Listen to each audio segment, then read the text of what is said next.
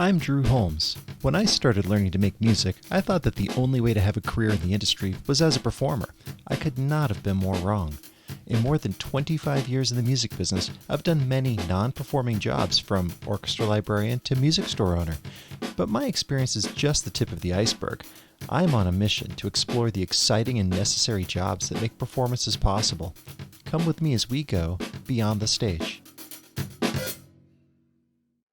All right, so we're here at CMEA with Danielle Gillespie from Music at Mainstreet. Hello. And I do a podcast, and I'll probably use this for it with your permission, of course, that I call Beyond the Stage. And that is about non-performing careers in music.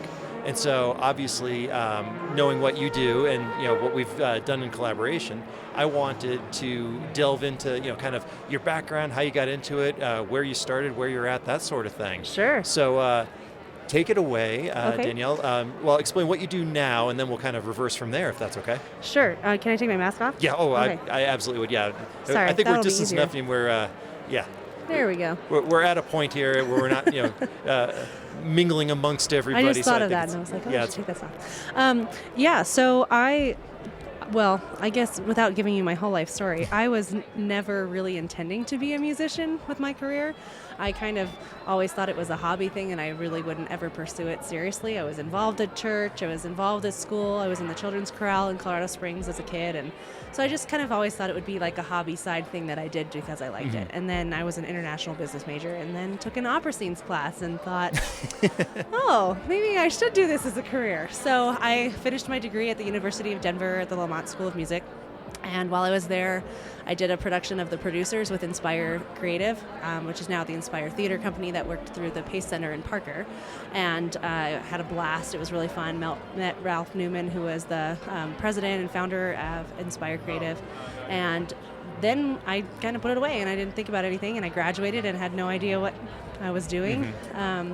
In the end of 2015, someone from Inspire Theater contacted us, my husband and I, who he's also a music person, and they said, hey, we're opening this lesson studio. You guys want to come teach? And we didn't have jobs because we just moved back from overseas, and so we said, sure, we'll come teach lessons, no big deal. And now 6 years later, we're here. We have a private music lesson studio with 12 teachers and over 120 students. We do all kinds of events and things. We've had an immersive symphony concert, and we've had murder mystery dinner theaters and all kinds of recitals and open mic nights and random Christmas shows and things like that.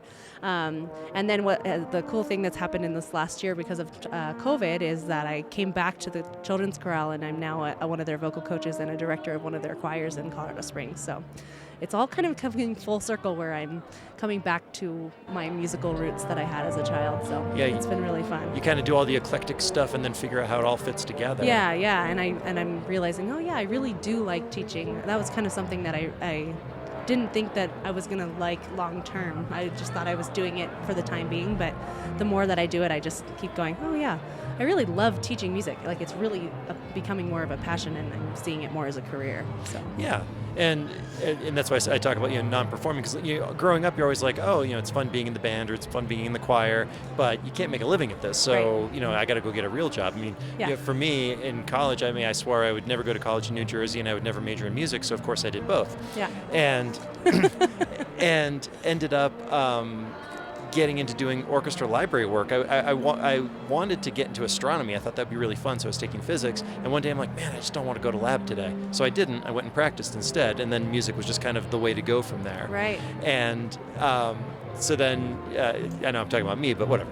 No, but that was similar because I always, in college, I did my first year at CSU and transferred to the University of Denver, and it was the same kind of thing. I took it as an elective because it was something that interested me. So I can remember being in an international business track and taking all these gen eds, and I was like, I need something fun to do. So I went and did a freshman voice studio class at CSU, and that kind of brought me in, and I took another elective as a music history class, and then when I found an opera scenes class and went, man, I really just like this. I kept kind of coming back to it. So it just finds you, I think, if it's in your blood. And the other thing I was thinking about when you said, the teaching thing, it's funny. I think everybody thinks that they have to go to school for performance and then you can never teach or you're like giving up on your stage career. I still have lots of performance opportunities and I've done some really cool things. I'm singing Mary Magdalene as Lamb of God in March, and I get to sing through my church. I get to sing.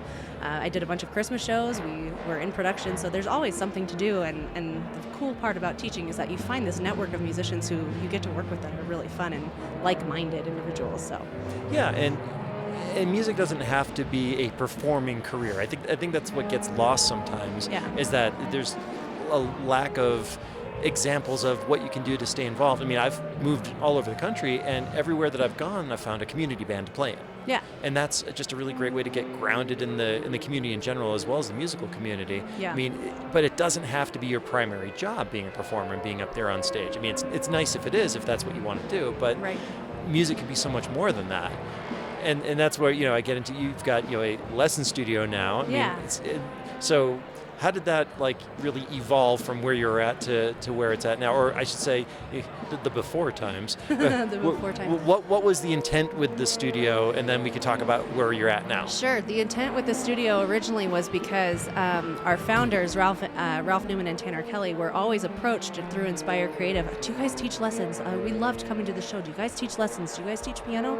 And at the time, they had nowhere to really teach that, and so they could do it out of their home, and so I said, no, not really, kind of. And then one of them got a job at Parker Performing Arts, and again, same people, really, really juicy, and they were walking down the street and saw a for rent sign that had just gone up that day, downtown Mainstreet, right down the street from the Pace Center, and they said, oh, we could do lessons here. And it was already outfitted as a chiropractic office, so it had little lesson rooms perfectly ready to go, and so that was really the intent of just doing lessons at the beginning. And then we were next to an auto shop, so we would be doing lessons in piano, and you'd be hearing carburetors being fixed next door, and it was really loud and bangy. And then his lease ended and he left, and we had the first option to take a space that was a giant garage with nothing in it, and we said, well, what can we do here? And so we turned it into a performance space, and now we've done comedy events and recitals and open mics and all of these really fun random events that have happened since, and those have been so fun. We've done, I think the one that I really, really loved was the immersive symphony we did with Augustana, and they came in and they set up a giant circle outside in our parking lot. We have a grassy lot next to our building, and we had this immersive symphony concert where people who don't know anything about music could come and experience an orchestra from within the orchestra, and it was so cool. We had such positive feedback from it, and so with that and the community outreach that has kind of happened as a result over the last 6 years, that's what's made it kind of a little bit more special than just, hey, come and learn how to do piano, because it says, oh, come and learn piano, but also get plugged into this network of a bunch of music stuff going on. And that's what's more fun, because then if you're doing one musical thing, I think you get bored. I think eventually you get burnt out and you go, I'm just kind of done.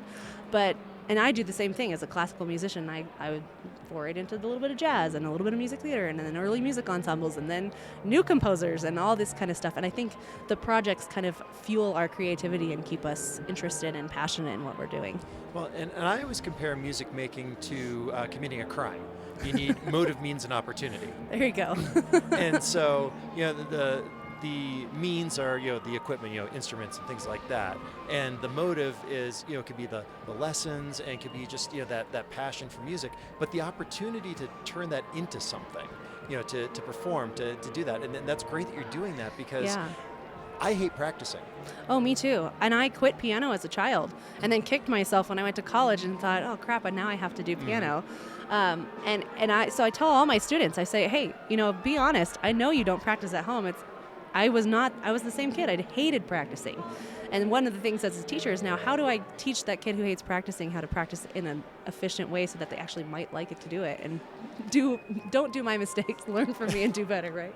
Yeah, but having a goal, having a purpose, and, Yeah. and that's really awesome that the music at Mainstreet started that way, kind of as a not in a vacuum as, oh, we teach lessons, have fun, but as a support to existing streams of performance. Absolutely. And then expanding that with the garage. I mean, I've been in the space, it's been a little while, but it's an awesome space. And it's really, yeah, it's kind of it's got a funky feel to it, right? And part of it was just naturally, we had all these set pieces from different shows that we've done that we kind of needed to do something to the space. Well, what do we have that could make this look cooler? Oh, we have a proscenium from Streetcar Named Desire. Let's hang that. It looks so cool. And then it fit perfectly, and we added other things, and it's just a very eclectic environment. But when you say the whole opportunity thing, I think they need to know that there's somewhere to go. Mm-hmm. One of the biggest things that I've seen from working with the children's chorale is the ability to see where your future is musically if you want it to go that way. And then reverse of that, being able to look on where you came from. One of the coolest things that I see with my students is that they can remember, oh yeah, I used to only be able to play like Twinkle Twinkle Little Star. And look at all these cool things that I'm able to do. And then look at all these people that are now doing it professionally or in college or in high school. And I can have that possibility, and these are the steps I need to get there and to grow as a musician. That's so important. And I think if you're just thinking, oh, I just want to learn the ukulele for like 5 songs, you lose some of that. So that's one of our big goals, is to get them to see where they could go with the music that they're doing. An immersive experience. Yeah. I grew up outside of Boston, and we would do children's concerts going in to see the Boston Symphony. Yeah. And that kind of stuff's important, but I think you've even taken it to the next step by having people integrated in with the ensemble and being able to see it from the musician standpoint. Right. I mean, I think at this point I've attended more concerts on the stage than off them, but it's a completely different experience participating in it versus just being out there. But it's all important. It's all relevant. And it helps you catch the bug faster. Yeah. If you see and put yourself in those shoes, it totally helps you kind of drink the Kool-Aid, so to speak, and go, wow, this is so fun. And getting the more opportunities that kids have right off the bat to perform in front of people and to feel that kind of rush of energy that was why we are still here doing music, or feel that blend with another, getting them to collaborate with other instruments or listening to other parts, doing duets early on. So they're feeling that kind of magic that we feel when we do stuff is so beneficial to them, and that's what really keeps kids motivated to do stuff from every age, every single age. I think, if you're doing something by yourself, you get discouraged, you kind of lose sight of where it's going. But if you're connected into other people in a network of opportunities and other musicians and other styles of music, you'll stay a musician for a lot longer time. Let's take a quick timeout to hear from our sponsors. Beyond the Stage is proudly sponsored by Boomer Music Company, Northern Colorado's band and orchestra experts since 1976. If you need instrument rentals, repairs, sheet music, or accessories, Boomer Music has you covered. Come to our Fort Collins showroom or visit us online at www.boomermusiccompany.com. ThePodcastingStore.com is your one-stop shop for all things podcasting and remote learning, and a proud sponsor of Beyond the Stage. Whether you're a novice remote teacher or a veteran podcaster, we have the gear and the knowledge to take your content to the next level to better engage your audience. Check us out at www.thepodcastingstore.com and see what solutions we have for you. Now, let's continue our journey beyond the stage. Well, and that leads into the next thing I wanted to talk about with the connectedness, because now we're opening back up again. We're here at CMEA for the first in-person conference in like 2 years now. I imagine, considering the nature of what you do, it's all in person, it's all group, it's all interactive. How have you been able to weather the storm? Or I should say, I've heard it said, we're not all in the same boat, we're in the same storm. Yeah. And so what did you do to still be here today? Because not everyone is. Right. I really think online lessons are what saved us, truly. And it's interesting which lessons translated really well to online versus which ones struggled, and we had to work much harder to. I think piano lessons are the easiest thing to teach online. Yeah. If you have a picture of your hands and you have a picture of your face and you can have good audio, there's so many things you can do online with resources now and technology that's just incredible.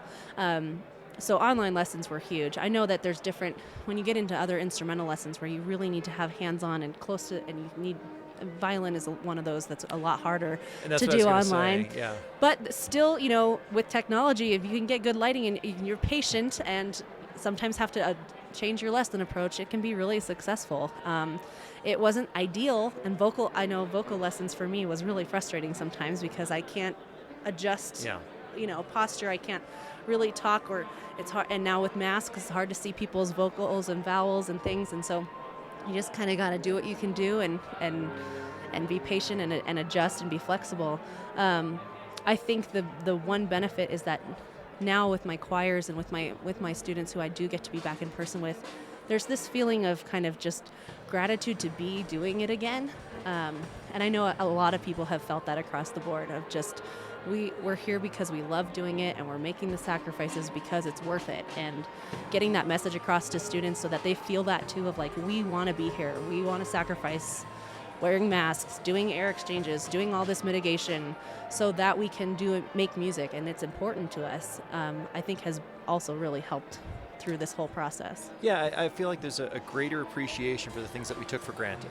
And I mean, why wouldn't you take for granted being able to be around other people? We've always been able to do that. Right. And, music making we all know the benefits of it, and it's become so, I always say it's like air. You don't realize that you're missing it until it's gone. Yeah, absolutely. And so having it back and having performances, being able to participate in them is nice. What kind of performance opportunities are happening now? And how are they different than what was before? I mean, I know you talked about having masks and things like that, but I mean, obviously things haven't returned 100% to the way that they were. Yeah. So what does it look like now versus what the vision was? I think being able to, I'm thinking about like rehearsal space. If you're able to have a rehearsal that's more than an hour without having to change rooms or have the air conditioning on when you're singing, for air ventilation or whatever it is, that's a huge blessing when you don't have to do that. Being able to, I remember when we first went into masks, we were in choral groups singing outside 6 feet apart with masks on, just because we had so many unknowns. Sure. And gosh, the sound quality and being able to hear and tune, it was like impossible. And these kids have no idea how hard they had no idea how hard that, and I don't even realized that. Have they noticed it's easier now, though? Yeah, now they're like, yeah, remember this? And sometimes you have to remind them, say, remember when we used to have to stand so far apart? We did a show last year sometime, where we had to do social distance blocking and an a cappella type show and masks and temperature checks and all these things, and then being able to not do that a little bit more and get back to kind of the way things were. You're like, oh yeah, that was so much simpler. There was so much that I just had to kind of get second nature to do. I don't know. So I performance opportunities now, just the fact that we can have recitals again, that we can get those kids back to doing what they need to be doing and getting in front of people and playing. I'm really excited and looking forward to it. Our Halloween recital was so much fun. We always do a Halloween recital every year where they dress up in costumes, and it's a whole thing, and we make a big deal out of it, and it's super fun. And a lot of people they'll do Halloween theme songs or like horror movie theme songs or something for their performances, and it's really fun. So those kind of traditions coming back are really exciting for us. Well, and you were talking about the additional complications of having performances. Dovetailing that, you've got small children, I do too. Yeah. So it's kind of similar to what your life is before that. Because my boys are soon to be 4 and 6, and your kids are what, 3 and 5? 3 and 5. Yep. So it's like, let's go somewhere. You got to budget 15 minutes to get out the door at least. Yeah, and it's funny because then you forget. I'm thinking like going from 1 to 2 kids, and then you're like, oh yeah, remember how I had to go everywhere and have a bunch of stuff with me, and then you go somewhere without your kids again, and you're like, oh, this is so much easier. Yeah. I can get So it's the same kind of thing. You adapt, and you don't realize how many extra steps that are now involved in your life and in preparing for music and getting things and masks and whatever, and it's just it's such a different ballgame. Or even when we did the Nutcracker this past winter, we're doing all COVID tests to make sure we can sing maskless. That's a whole thing that we didn't even think about, or where are we supposed to do with lunch? Where are we supposed to eat outside? How many rooms do we have available so that we can make sure that we're moving things? All things that didn't exist a couple years ago that now are just second nature into our daily schedules, right? Same kind of thing. Well, and this is something that's near and dear to my heart as a business owner as well. How do you manage the small children at home, but business that needs to be attended to problem? Yeah. I mean, for me, it's a work in progress. Well, a lot of my students will remember my babies sleeping in the middle of our lessons in the guitar case. Yeah. We've got great pictures of my kids sleeping in the ukulele case or the guitar case and taking their naps. We were really blessed that we had enough space in our facility to put in a playpen or have the kids around, and they know all the teachers there, so they would come in and say hi to Miss Jean or Miss Britta or Mr. Phil. They say hi, and then they come in and they'd have their little area where we'd teach, and some days it's great, and some days you're like, oh my gosh, I'm running 15 minutes behind in every single lesson because you're just driving me nuts. My husband and I both teach together, which is helpful because we alternate our teaching days and schedules. It's now afforded us the flexibility to deal with our kids' school schedules and have them home. We're homeschooling at the moment just because it accommodates our flexibility with our teaching schedule. But it's worked really well. It's such a family-centric business, that I think it lends itself really well to having your kids involved. And it's cool now because, my son's 5. He's starting to take music lessons with one of our teachers. And I just, you kind of feel that sense of family community there, which is so, so fun. And it's also cool because I think, on one of our banners over at our booth, we've got a picture of one of our teacher's sons, and it was when we opened and we did a commercial like 6 years ago, and he's so little now, and he's 14, he's in high school, and I see all my all these people who've been here since the start, and every recital, they're not my students, so I don't see them on a weekly basis. I see them every semester and go, holy cow, look how much better, like you're doing way more complicated stuff than you were 6 months ago. That's amazing. So seeing that growth and letting our kids be a part of that and grow and where they're going and where they've been, it's so much fun. Well, yeah, and incorporating them into it is, fun and exciting and different. I know when I started with the podcasting store, I wanted to get some demos of mics and do some videos and stuff. I incorporate the boys into that stuff all the time. Oh, yeah. I mean, one, because it's cute and they're interested, but two, they don't use the stuff properly. So if it sounds good when they're using it, it's going to sound good when anyone uses it. But I think that you're also touching upon something that I've really noticed. When you're a professional performer, your life isn't really your own, at least not while the season's going on. Yeah, absolutely. I used to do orchestra library work, and that was my full-time job. And for the Philadelphia Orchestra and then Naples Philharmonic down in Florida. You're working on someone else's schedule. Yeah. At this time on this day, you're performing this piece, and no ifs, ands, or buts about it. And if you can't do it, then they're going to find someone else to do that job. So if you want to do it, you have to sacrifice the time and make it work and make it happen. Exactly. And rehearsal schedules are so demanding too, just because of the time it takes to get things going together. The thing too that I think about is, we operate on a very weird, as musicians, a very weird schedule compared to normal people, normal, quote unquote. I love how seamlessly you said musicians versus normal people. Right. Oh, that's a Freudian slip if there was one.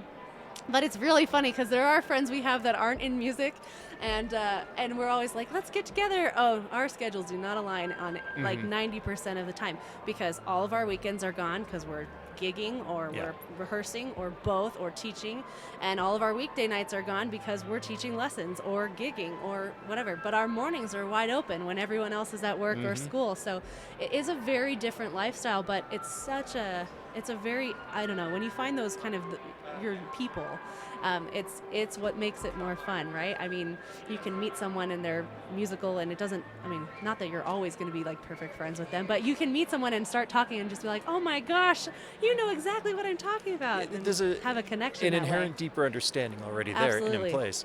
But yeah, when you're talking about weird schedules, when I was doing library work for the Brooklyn Philharmonic in New York, after performances, we'd go out and grab dinner. Yeah. So it's like we're getting seated at 11 p.m. to have dinner. Right. As opposed to now, I mean, the boys are in bed by, 7. Yeah. Fingers crossed, usually closer to 8. And it's like, life is just completely different. It's so much more rooted down with that. Right. But that to me is a huge benefit of not only being a business owner, but being in a non-performing side of music. Is some more normal life schedules, because you can't really gig until 1 or 2 in the morning and have a loadout, and you're not really getting in bed until close to 3, and sustain that when your kids are waking up at 6:45 in the morning and waking up. It's not physically possible. At some point you will shut down and it's not sustainable. So, that's one of the things that you have to find that balance of being able to do with kids and whatever. And that's, I mean, luckily I married a musician, so we're able to balance that so that when we've got big gig weekends or big show weekends or I've got, camps or clinics that I'm doing that we can either bring the kids to the lessons with us and work with us, or figure it out and divide and conquer, so that nobody's really running ragged as much as humanly possible. Thank you for listening to Beyond the Stage. If you have ideas for future episodes or work in a non-performing role in the music industry and would like to tell your story, please contact me at drew@boomermusiccompany.com. I'm Drew Holmes. Thank you for listening as we explore careers in music beyond the stage.